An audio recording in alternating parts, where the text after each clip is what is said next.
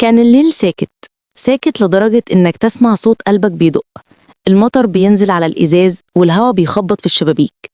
سلمى قاعدة لوحدها على الكنبة، قدامها كوباية شاي بردت من غير ما تحس.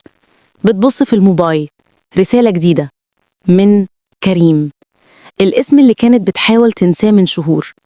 فتحت الرسالة: لو الزمن رجعنا كنت هتختاريني تاني؟ اتنفدت ومسحت دمعة كانت على وشها من غير ما تاخد بالها. اللي بينهم خلص من زمان، أو كده كانت فاكرة. لكن الليلة دي كانت غير أي ليلة. صوت المطر، ريحة الشتاء، وريحة الماضي اللي رجعت فجأة. قامت تمشي في الشقة، كل ركن فيها بيحكي لها حكاية. على الترابيزة صورة قديمة، هي وهو كانوا بيضحكوا وكانوا لسه مصدقين إن الحب بيكسب في الآخر. ليه رجعت دلوقتي؟ قالتها وهي بتكلم نفسها، وبصت في المراية. الوش اللي قدامها بقى فيه تعب سنين، مش بس من الشغل، من الوجع. رن الموبايل، كريم بيتصل. ايدها اتجمدت، قلبها اتنفض جواها. ايدها. الموبايل بيرن. سلمى بتبص عليه، قلبها بيخبط بسرعة. بتسيب الموبايل يرن شوية كأنها بتفكر تهرب، بس في الآخر ردت: ألو؟ سلمى: أيوة يا كريم، ما كنتش متوقع إنك هتردي، وأنا كمان ما كنتش متوقع إني أسمع صوتك.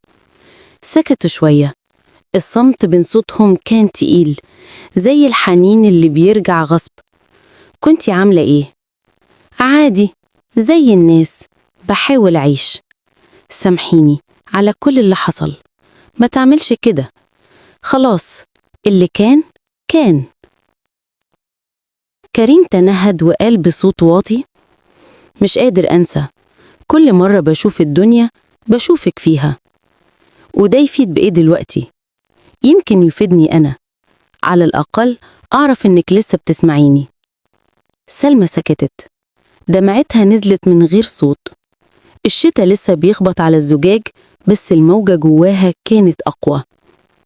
كريم، أنت اتجوزت صح؟ لأ. ليه؟ لأني محدش كان زيك. سكتت تاني، الكلمات دي وجعتها أكتر ما فرحتها. بعد لحظة قالت: أنا محتاجة أقفل يا كريم. سلمى، لو تسمحيلي، عايزة أشوفك مرة واحدة بس، مش علشان نرجع، بس علشان أقول الكلام اللي ما اتقالش. السكوت طال، وبعدين قالت: بكرة بعد الشغل،